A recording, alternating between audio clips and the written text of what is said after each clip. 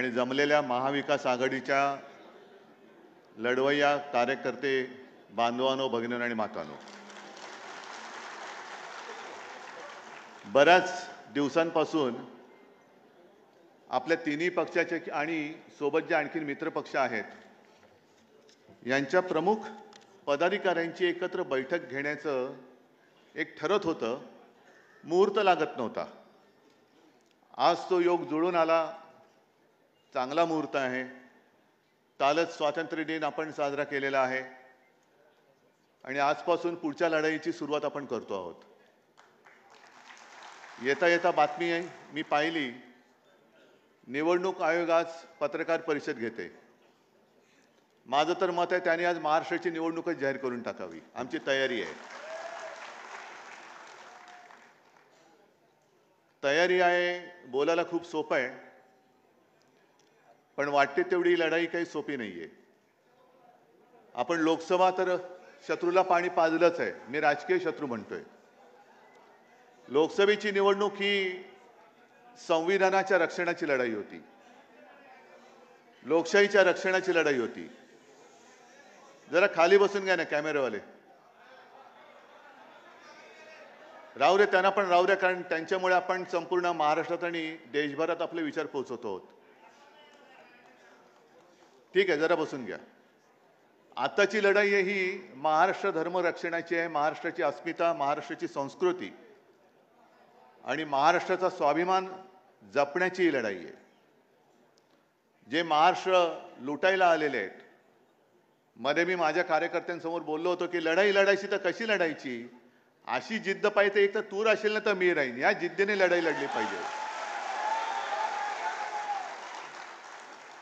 फक्त हे तू राशील किंवा मी राहीन हे आपल्या तिघात किंवा आपल्या मित्रपक्षात नको।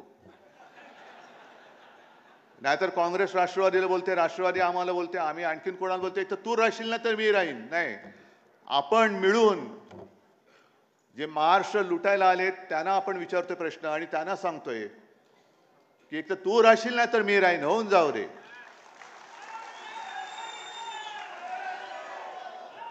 आता या सगळ्या आघाड्या वगैरे सगळ्या होत्यात, आपली तर पहिल्यापासून आहेच। सरकारला आता जाग आली की आपण काहीतरी केलं पाहिजे। म्हणजे आता ते डुबक्या मारून बघतात की पवित्र होता येईल का। मग रक्षाबंधनामध्ये ते स्वतःचे फोटो छापतायत, सगळीकडे स्वतःचेच फोटो छापतायत। तुम्हाला जे काय आज मी बोलवलेलं आहे, आम्ही सगळ्यांनी बोलवलेलं आहे, पुढच्या ज्या काही गोष्टी करायच्या त्या तुम्हाला करायच्या आहेत, आम्ही तर आहोतच। पहिल्या प्रथम आपण सर्वांनी एक शपथ घेतली पाहिजे की कोणत्याही परिस्थितीत मी किंवा महाराष्ट्राचं हित, माझ्यापेक्षा महाराष्ट्राचं हित आम्ही जपू। मला उमेदवारी मिळाली नाही मिळाली तरी चालेल, पण ह्यांना खाली खेचू। आणि साहजिकच आहे,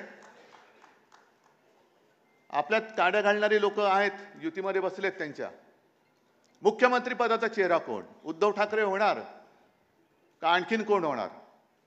मी आज सगळ्यांसमोर स्वच्छ सांगतो की पृथ्वीराजजी तुम्ही आलात, पवारसाहेब तुम्ही आलात, तुम्ही आत्ता तुमच्यापैकी कोणाच्याही मुख्यमंत्री पदाचा जाहीर करा, उद्धव ठाकरेचा त्याला पाठिंबा असेल, या जाहीर करा। कारण मुळामध्ये मी माझ्यासाठी लढतो ही भावना माझ्यात नाहीये। ज्या क्षणी मी मुख्यमंत्रीपद सोडलं ते पुन्हा जे काही लढतोय मी माझ्या स्वार्थासाठी नाही लढत, माझ्या महाराष्ट्राच्या स्वार्थासाठी लढतोय। आणि आजपर्यंत कोणाची हिम्मत झाली नव्हती, ती यापुढे सुद्धा होणार नाही। महाराष्ट्राला झोकवण्याची जो हिम्मत करतो त्याला आम्ही गाडून टाकतो। ह्या इतिहासाची पुनरावृत्ती आम्हाला करायची, गाडून टाकू आम्ही त्याला। त्याच्यामुळे हे जे काय चाललंय, मुख्यमंत्री कोण होणार तर आत्ता जाहीर करा, या सगळ्यांच्या समोर जाहीर करा। आणि मी तुम्हाला पाठिंबा देतो की नाही ते होऊ द्या, सगळे चॅनेलवाले करून टाका जाहीर।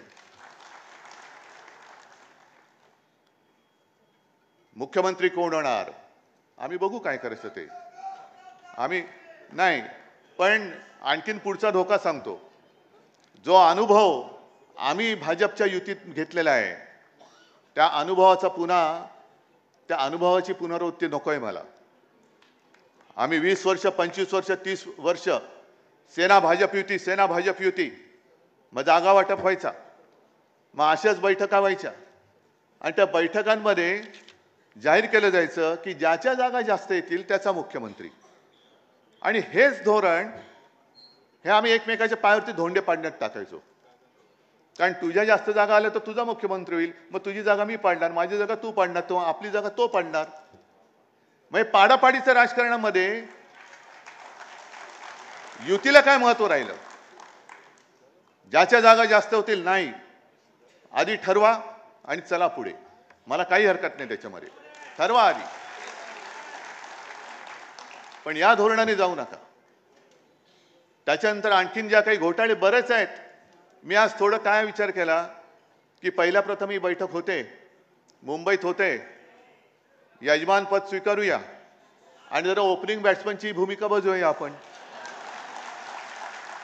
ओपनिंग बॅट्समनचं कसं असतं की चांगला स्कोर केला तर केला, नाही तर विकेट फेकायची आणि मॅच एन्जॉय करायची. बाकीचे प्लेयर खेळणारे आहेतच, त्यांची बॅटिंग बघू. तर त्यांच्या ज्या काही योजना आहेत त्याच्यात आणखीन एक योजना त्यांनी काढली, हा सुद्धा एक घोटाळा आहे. आणि तुम्हाला मग कळेल की मी नेमकं काय म्हणतोय, तुम्हाला काय करायचंय, मी काय करायचं, हे तुम्ही स्वतःला विचारलं पाहिजे की मी काय करायचं. त्यांनी आणखीन एक जी काही घोषणा केलेली आहे, 50,000 दूत आले ना तुमच्या कानावर, काय योजना दूत. म्हणजे सरकारच्या योजना या घरोघरी पोहोचवण्यासाठी 50,000 दूत हे यांचेच चेले चपाटे असतात. 50,000 दूतांना 10,000 रुपये पर मंथ, म्हणजे लाडक्या बहिणीला 1,500 रुपये. आणि यांना पोचवायचं नाही, ते आपल्याला पोचवायचं, पण यांच्या योजना पोचवणाऱ्याला 10,000 रुपये. मग त्या दूतांची खोटी नावं दिली जातील, त्याच्यातनं पैसा ओरबाडला जाईल. आणि हा सगळा घोळ जो आहे, हा सगळा जो गोंधळ आहे, हा पुढे चालू ठेवायचा. ज्याप्रमाणे लोकसभेच्या निवडणुकीत मोदी रथ, मोदी सरकार गावागावात अडवले. मोदी सरकार की भारत सरकार? आम्हाला भारत सरकार पाहिजे, मोदी सरकार नकोय, आज सुद्धा नकोय. आणि हा जो काय पैसा आहे तो यांच्या खिशातला नाहीये, हा जनतेचा पैसा आहे. आणि त्या जनतेच्या पैशाची लूट तुम्ही तुमच्या घोटाळेबाज योजनांची जाहिरातबाजी करण्यामध्ये करता आहात. हा घोटाळा आहे. मग ते दूत म्हणून जर का पैसे देऊन गावात फिरणार असतील तर तुम्ही जे सगळे बसलेले आहात ते कोण आहात?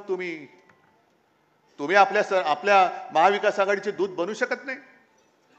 गावागावामध्ये जाऊन आपण केलेली चांगली कामं, 2.5 वर्षामध्ये जी आपण चांगली कामं केली ती सुद्धा लोकांना सांगितली पाहिजे. मग करोनातलं काम असेल, शिवभोजन असेल, शेतकऱ्यांची कर्जमुक्ती असेल, अनेक गोष्टी तुम्हाला माहिती आहेत सगळ्या. या सगळ्या गोष्टी जसं ते एक थापेबाजी करणार आहेत, अहो आम्हाला तर 2.5 वर्ष आम्ही भोगली, त्याच्यानंतर आता 2.5 वर्ष तुम्हीच बसलात तिकडे. मग 2.5 वर्षामध्ये जे काय केलं ते खरं खोटं सरकार म्हणून हे सांगतात काही, जनता म्हणून सांगेल तुम्ही काय केलं होतं आणि आम्ही काय केलं होतं. आणि म्हणून मी शिवसैनिकांना एक मागे कार्यक्रम दिला होता. जसं 2014 साली चाय पे चर्चा ही जी काय मोदींनी एक वापरली होती टूम, माझं म्हणणं आहे की आता होऊन जाऊ दे चर्चा, होऊन जाऊ दे चर्चा. तुम्ही काय केलं आणि आम्ही काय केलं. नुसतं तू नालायक आहेस म्हणून मी लायक होत नाही, आम्ही काय केलंय हे सुद्धा त्यांना सांगावं लागेल. आणि निवडणूक लांबवण्याचा जो काय त्यांचा जो खटाटोप चाललाय, महापालिका निवडणुका घेतच नाहीयेत. विधानसभा सुद्धा आता म्हणतायत की एखाद महिना पुढे ढकलतील. हे कशासाठी? तर आपण केलेली कामं ही लोकांना विसरायला लावायची. आपण जे काय करोनामध्ये काम केलं, आपण जे काय सगळं शिवभोजन आता चालू आहे की नाही कल्पना नाही, पण 10 रुपयामध्ये आणि करोना काळामध्ये 5 रुपयात शिवभोजन गरिबांना आपण दिलं, करून दाखवलं आपण. पण ते विसरायला लावायचं आणि स्वतःच्या न केलेल्या योजना या थापा मारायच्या त्याच्यात. आता तर अशी माहिती मिळते की घोषणा केल्यात, लाडकी बहीण पैसे कुठून आणायचे. न्यायालय त्यांना फटकारतंय की इकडे नुकसान भरपाई द्यायला पैसे नाहीत, लाडक्या बहिणीची योजना आम्ही थांबवू का. आणि मग सगळेच मुख्यमंत्री उपमुख्यमंत्री कोणाचं काय, कोणाचा पायपूस कोणामध्ये नाही, चिडचिड चालले. अनेक जे IAS ऑफिसर आहेत ते मला सांगते की साहेब लवकर या, तुम्ही लवकर या. म्हणजे यांची जी काही दडपशाही चाललेली आहे, दमदाटी चाललेली आहे.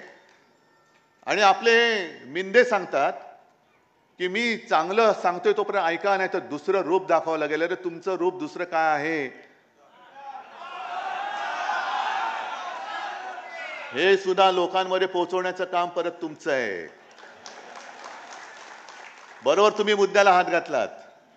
कारण यांचं खरं रूप जे आहे गद्दार.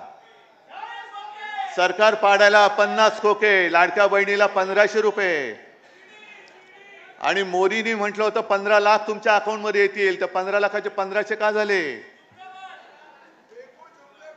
15 लाख का झाले? पण एकूण राजकारण जे चाललेलं आहे, काल स्वातंत्र्य दिनाच्या निमित्ताने आपले सरन्यायाधीश ज्यांच्यावरती आमचा विश्वास आहे, न्यायदेवतेवरती विश्वास आहे, शिवसेनेबाबतचा निर्णय, राष्ट्रवादीचा बरोबरचा निर्णय त्या 50-60 वर्षात नक्की मिळाल्याशिवाय राहणार नाही, मला खात्री आहे. याच्यात चुकीचं काय बोललो मी? नाही, कारण आपण जर सांगितलं की लवकरची तारीख द्या, ते सांगतात तुम्ही आमच्यावरती आम्हाला आदेश नाही द्यायचा. मग आम्ही हात जोडून उभे आहोत. या जन्मी नाही तर पुढच्या जन्मी आम्हाला नक्की न्यायदेवता पावल्याशिवाय राहणार नाही. पण त्यांनी काल एक पत्रकारांशी बोलताना मी बातमीच आणली मुद्दामून. एवढीच बातमी आहे, खरं अख्खं भाषण मी काय पाहिलेलं नाही, पण त्याच्यात त्यांनी म्हटलेलं आहे की बांगलादेशमुळे स्वातंत्र्याचे महत्त्व अधोरेखित. बांगलादेशमुळे, ज्या बांगलादेशला आपल्या हिंदुस्थानने स्वतंत्र केला, त्या बांगलादेशामुळे आपल्या देशाचं स्वातंत्र्य जर का अधोरेखित होणार असेल, तर आपण कशाला ह्या देशात जन्माला आलो? कोणत्या पदावरती आपण बसलो आहोत? दुसऱ्या देशात काय झालंय? अरे बांगलादेशामुळे स्वातंत्र्य अधोरेखित झालं असेल, महत्व अधोरेखित झालं असेल, तर तिथे जी काय हुकुमशाही होती, दडपशाही होती, तिच्या विरुद्ध जनता रस्त्यावरती उतरली. पंतप्रधानांना राजीनामा द्यावा लागला, सरन्यायाधीशांना सुद्धा राजीनामा द्यावा लागला. ही लोकशाही बांगलादेशातली तुम्हाला मान्य आहे? परवडणार आहे? आणि स्वातंत्र्याचं महत्व जर का जाणून घ्यायचं असेल तर भूतकाळात डोकावं लागेल. हे आपले चंद्रचूडजी बोलतात ह्या बातमीनुसार. मी माझ्या मनातलं किंवा मी त्यांचं भाषण प्रत्यक्ष पाहिलं नाही, ऐकलं नाही, पण भूतकाळात डोकावं लागेल. चंद्रचूड साहेब मान्य आहे, पण आमचा प्रॉब्लेम असा आहे की आम्ही जेव्हा भूतकाळात डोकावतो ना, तेव्हा आम्हाला रामशास्त्री प्रभूने दिसतात. रामशास्त्री प्रभूने राघोबा दादाला या प्रायश्चित्ताला, या जे काय पाप आहे, हा जो गुन्हा आहे, त्याला देहांत प्रायश्चित्ताशिवाय दुसरं शिक्षा होऊ शकत नाही, हे सांगणारे रामशास्त्री प्रभूने आमच्या भूतकाळात लपलेले आहेत. आणि आपण सुद्धा कधीतरी भूत होणार आहोत, म्हणजे भूतकाळात जाणार आहोत. आजचा जो वर्तमान काळ आहे तो उद्याचा भूतकाळ आहे. मग त्यावेळेला आणखीन कुठे काही घडलं, मग देशाचं स्वातंत्र्य, त्याचं महत्त्व कळण्यासाठी भूतकाळात डोकावं लागलं, तर मग आम्ही राजकारणी म्हणून काय करतो? आणि चंद्रचूड साहेब तुम्ही सुद्धा या देशाचे सरन्यायाधीश म्हणून काय केलं, हे त्यावेळेच्या भूतकाळामध्ये नमूद झालेलं असेल. हे नमूद झालेलं असेल. आज जी का आम्ही लढाई लढतो आहोत, ही लोकशाहीचीच लढाई आहे, स्वातंत्र्याचीच आहे.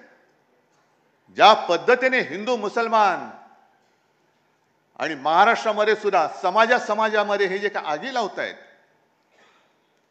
आता काय झालं, गेल्या निवडणुकीमध्ये मुस्लिम समाजाने भरभरून मतदान केलं, बौद्धांनी केलं, सगळ्यांनी केलं, हिंदूंनी तर केलंच, मराठी माणसांनी केलं.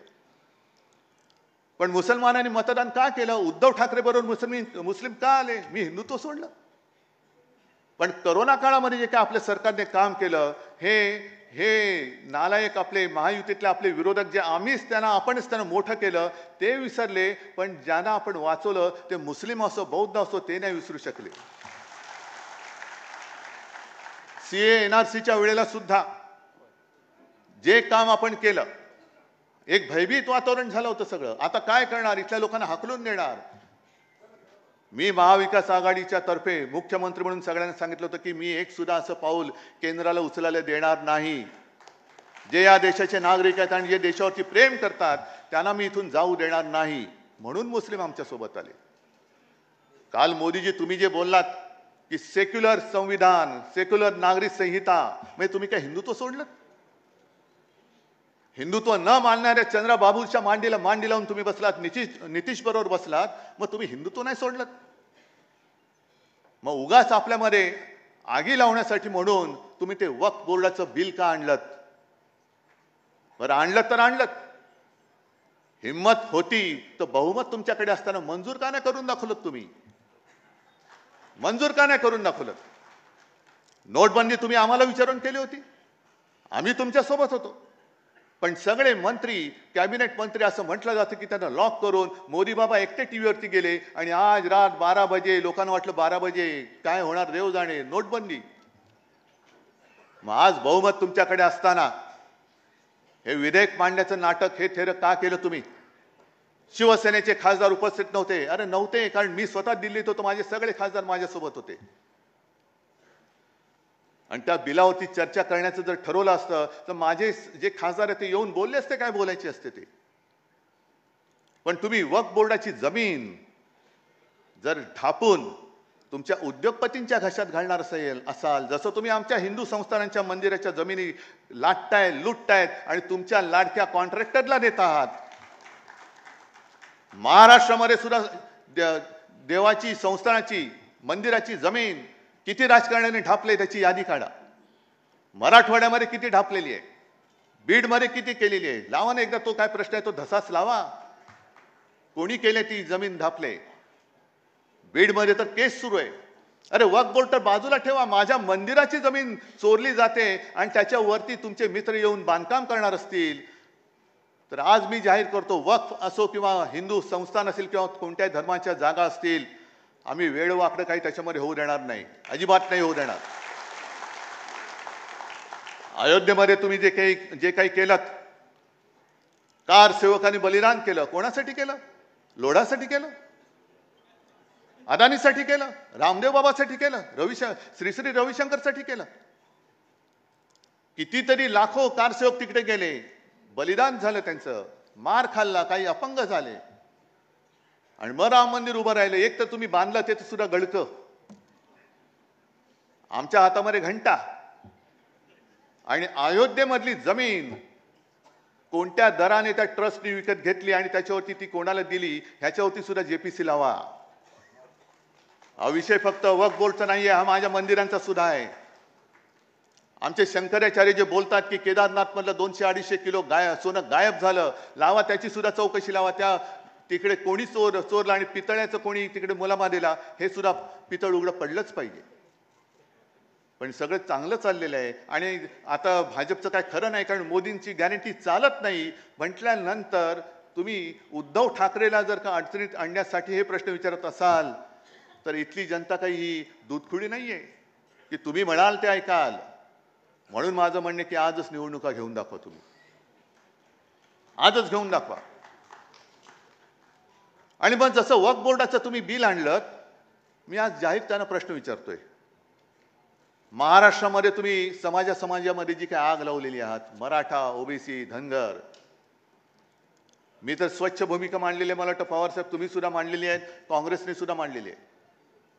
मर्यादा वाढवण्याचा हक्क, अधिकार हा राज्य सरकारला नाही आहे. बिहारने वाढवलेली मर्यादा ही कोर्टाने उडवून लावली. हा अधिकार जो आहे तो फक्त आणि फक्त लोकसभेचा आहे, अन्यथा राष्ट्रपती हे करू शकतात. सर्वोच्च न्यायालयाचा अहवाल घेऊन, त्यांचा सल्ला घेऊन आरक्षणाची मर्यादा वाढवू शकतात. बरोबर ना पृथ्वीराजजी? मग मराठा आरक्षणाचं बिल लोकसभेमध्ये आणा, मर्यादा वाढवा, ओबीसींचं आरक्षण तसंच ठेवा, धनगरांना द्या, सगळ्यांना द्या. आज आम्ही सगळे महाविकास आघाडी त्याला पाठिंबा देतो. आणा आरक्षणाच्या मर्यादा वाढवण्याचं बिल आणा. पण आगी लावून ठेवायच्या, धर्माधर्मात आगी, हिंदू मुसलमानमध्ये आगी, हिंदूंमध्ये मराठी अमराठीमध्ये आगी, मराठी माणसामध्ये मराठेतर मध्ये आगी. आणि त्या आगीवरती म्हणजे तुम्ही घरांच्या होळ्या पेटून त्याच्यावर तुमच्या पोळ्या भासतात. म्हणून आम्ही तुम्हाला गाडल्याशिवाय राहणार नाही. आणि म्हणूनच म्हणतो, एक तर तू तरी राहशील किंवा मी तरी राहील. आणि ही पुढची लढाई जी आहे, बोलण्यासारखं खूप आहे, बोलण्यासारखं खूप आहे. अगदी मुंबईची सुद्धा हालत त्यांनी काय करून ठेवली ती बघा. मला कल्पना आहे इकडे महाराष्ट्रातनं सगळे लोक आलेत, पण मुंबईकर जे आलेत, मुंबईमध्ये बेसुमार जे काय खोदकाम चाललेले, मेट्रो मेट्रो मेट्रो आणि दुसरं बिल्डिंग. मग बातम्या ज्या येतात, धरणं भरली तरी मुंबईकरांची तहान का भागत नाही? कारण तुम्ही खोरून ठेवलंय सगळं. काही ठिकाणी गटाराचं पाणी पिण्याच्या पाण्यामध्ये मिक्स होतंय. अनेक मुंबईकरांना पोटाचे विकार होत आहेत. कोण जबाबदार? कोण आहे? कोण जबाबदार आहे? कारण मुंबईला यांनी कधी शहर म्हणून बघितलंच नाही, मुंबईकरांना कधी आपलं मानलंच नाही. सोन्याची कोंबडी अंड देणार ही कोंबडी म्हणून जर का मोदी आणि शहा बघत असतील आणि स्वतः जरी शाकाहारी असले तरी सोन्याचं अंड देणारी कोंबडी जर तुम्ही कापणार असाल तर मुंबईकर तुमची काय हालत करेल ते त्या निवडणुकीत कळेल, या निवडणुकीत कळेल. म्हणून एकच हात जोडून नम्र विनंती की लोकसभा निवडणूक आपण महाराष्ट्राने देशाला दिशा नक्की दाखवलेली आहे. आता ती दाखवलेली दिशा ही पुढे कायम ठेवण्यासाठी ही निवडणूक आपल्याला जिंकणं अत्यंत महत्त्वाचं आहे, अत्यंत महत्त्वाचं आहे. मगाशी नाना तुम्ही नव्हतात, मी बोललो की मुख्यमंत्री कोण होणार. आज काँग्रेसने चेहरा जाहीर करावा, पवार साहेबांनी करावा, मी त्याला पाठिंबा सगळ्यांच्या समोर द्यायला तयार आहे. फक्त जागेवरनं मारामाऱ्या करू नका, जागेवरनं मारामाऱ्या करू नका. एखादी जागा वाटपामध्ये काँग्रेसकडे गेली म्हणून शिवसेना आणि राष्ट्रवादीने काम करायचं नाही असं करायचं नाही. शिवसेनेकडे आली राष्ट्रवादी आणि काँग्रेसने काम करायचं नाही असं नाही. राष्ट्रवादीला दिली तरी सगळ्यांनी काम केलं पाहिजे, तरी केलं पाहिजे. अरे एकजूट, नुसती वज्रमूठ शब्दात असता कामा नये, वज्रमूठ ही कामात दिसली पाहिजे. आणखीन दुसरी अत्यंत महत्त्वाची गोष्ट म्हणजे शिवसेना. होय, मी शिवसेनाच म्हणतो कारण ते तोतई आहेत, ते चोर आहेत. त्या चोरांच्या हातात मी शिवसेना ठेवणार नाही. भले माझं धनुष्यबाण त्यांनी चोरलं असेल तरी पुन्हा एकदा सांगतो, त्यांच्या बुडाला आग लावण्यासाठी मी मशाल घेतलेली आहे.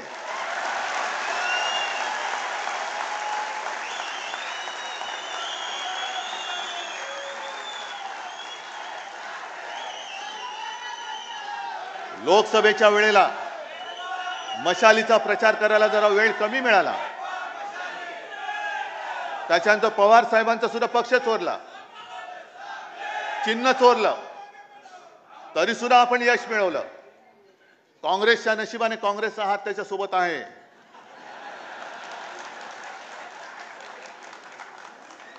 त्याच्यामुळे काँग्रेसचा हात, शिवसेनेची मशाल आणि पवार साहेबांचा तुतारी वाजवणारा मावळा हा गावागावामध्ये पोचवा, घराघरामध्ये पोचवा आणि हातामध्ये मशाल घेऊन यांच्या बुडाला आग लावून विजयाची तुतारी फुंका.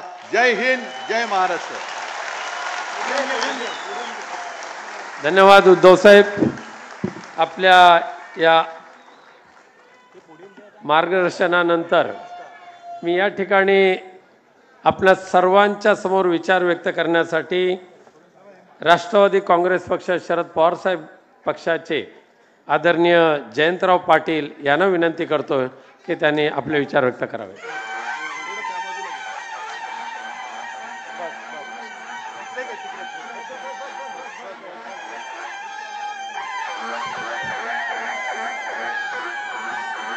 बस बस, यांना आवरता आवरता अलीकडं आमची पंचायत होते.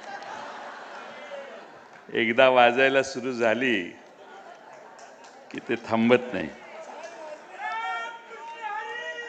बस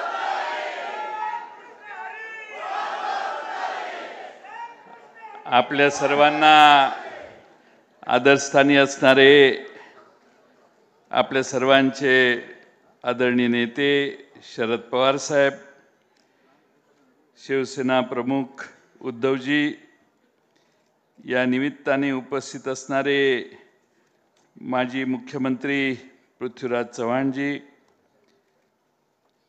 या ठिकाणी उपस्थित असणारे माननीय खासदार संजय राऊतजी, भाई जयंत पाटील, बाळासाहेब थोरात, वर्षाताई गायकवाड, युवा नेते आदित्य ठाकरे, या निमित्तानं उपस्थित असणाऱ्या आमच्या खासदार सुप्रियाताई सुळे, सुभाष देसाई, नाना पटोले, विनायकराव राऊत, मार्क्सवादी कम्युनिस्ट पक्षाचे श्रीयुत रानडे, या ठिकाणी उपस्थित असणारे सागर संसारे, मिलिंद सुर्वे, दीपक जितेंद्र आव्हाड, अनिल देशमुख साहेब, व्यासपीठावरील सर्वच मान्यवर आणि बंधू भगिनींनो, आज आपल्या महाविकास आघाडीचा संयुक्त असा या ठिकाणी सभा होते. बऱ्याच दिवसापासून आयोजन करायचं ठरत होतं, पण सरकार निवडणुका कधी घेणार याचा अंदाज येत नव्हता. आणि आता आजच्या निवडणूक आयोगाच्या समोर निवडणूक आयोग जे पत्रकारांच्या समोर सांगणार आहे तीही माझी माहिती आहे की हरियाणा आणि दुसऱ्या कुठल्या तरी राज्याचीच निवडणूक जाहीर करतील. मी अनेक ठिकाणी सांगतो की महाराष्ट्र सरकार एक घाबरलेलं सरकार आहे. यांना निवडणुकीची भीती आहे. यांचं सरकार सत्तेवर आल्यानंतर महाराष्ट्रामध्ये स्थानिक स्वराज्य संस्थांच्या निवडणुका घ्यायला हे घाबरले. आता मागच्या 1.5-2 वर्षात जो कारभार केलेला आहे त्यातून महाराष्ट्राच्या लक्षात आलेलं आहे की काय प्रकारचं सरकार यांनी 1.5 वर्षात चालवलं. आणि म्हणून लोकसभेमध्ये महाराष्ट्राच्या जनतेने एक मोठा धक्का त्यांना दिलाय. मी अनेक ठिकाणी सांगतो की यांना आता निवडणुका ऑक्टोबरमध्ये घेण्याचं धाडस होणार नाही. म्हणून निवडणूक आयोग, माझी स्वतःची व्यक्तिगत शंका आहे की दिवाळी झाल्यानंतरच हे निवडणुकांना समोर जातील. 15-20 नोव्हेंबरच्या दरम्यानच हे निवडणुका घेतील. त्याच्या आधी यांची निवडणूक घेण्याची ताकद नाही. कारण लोकसभेत फार मोठा धक्का भारताच्या देशातल्या जनतेने आणि महाराष्ट्रातल्या जनतेने दिलाय. 400 पारचा नारा करणारे 240 वर थांबले. 240 वर गाडी थांबली त्यावेळी दोघांचे टेकू घेतले आणि एक बिहारचा टेकू आणि एक तिकडं आंध्र प्रदेशचा टेकू, दोघं एवढी पलटी मारण्यात भाद्दर आहेत की यांचं दिल्लीचं सरकार कधी खाली येईल याचा नेम नाही. 6 महिने का वर्ष एवढाच विषय राहिलेला आहे. आणि म्हणून लाल किल्ल्यावरून भाषण करताना युनिफॉर्म सिव्हिल कोड नाही, सेक्युलर सिव्हिल कोड, सेक्युलर शब्द वापरायला लागायला लागला. याच्यातच तुमची हार आली. तुम्ही 10 वर्षापूर्वीपासून जो टेंबा मिरवला भारतात त्यात सेक्युलर शब्द कधी वापरत नव्हता. पण आता तुमच्या लक्षात आलं भारत तुम्हाला एवढा मोकळा सहजासहजी चालून देणार नाही. आज देशामध्ये काय झालं हा विषय लोकसभेला आपण उत्तर देऊन 31 ठिकाणी भाजपचा पराभव करून आपण महाराष्ट्रातल्या जनतेची भावना व्यक्त केलेली आहे. आता 2-2.5 महिन्यानंतर विधानसभा येईल. आज आपण योग्य वेळी सर्व पक्ष एकत्रित आलोय. उद्धवजींनी सांगितलं तसं आपण सगळे एक दिलाने एक मुखानं राहिलो तर महाराष्ट्रातलं सरकार हे महाविकास आघाडीचं येईल. ही काळ्या दगडावरची रेघ आहे. तुम्ही काही चिंता करू नका. पण एकमेकाला सहाय्य करणं आणि आपला महाविकास आघाडीचा त्या मतदारसंघातला उमेदवार विजयी कसा होईल हे बघण्यासाठी आपण सगळे आजपासून कामाला लागलं पाहिजे. सगळ्यात महत्त्वाचा भाग आहे तो म्हणजे सरकार कसं चाललंय. सरकारने, उद्धवजींनी त्याचा थोडक्या वेळापूर्वी उल्लेख केला. या महाराष्ट्रामध्ये हिंदू देवस्थानाला छत्रपती शिवाजी महाराजांच्या वेळेपासून वेगवेगळ्या देवस्थानाला जमिनी देण्यात आलेल्या होत्या. भारतीय जनता पक्षाच्या जवळच्या 1-2 आमदारांनी या जमिनी लुटल्या, जमिनी काढल्या, आपल्या नावावर केल्या. आपल्या नावावर करताना नजराना भरायचा असतो. वर्ग 2च्या वर्ग 1 करताना जो नजराना भरायचा असतो तो नजराना भरला नाही. 50% नजराना होता. महाराष्ट्राच्या विधानसभेत हा मुद्दा मांडला त्यावेळी महसूल मंत्र्यांनी उत्तर दिलं, जयंतराव 2 महिन्यात आपण चौकशी पूर्ण करू. 2 महिने नाही, 2 वर्ष होत आली तरी चौकशी काही पूर्ण होत नाही.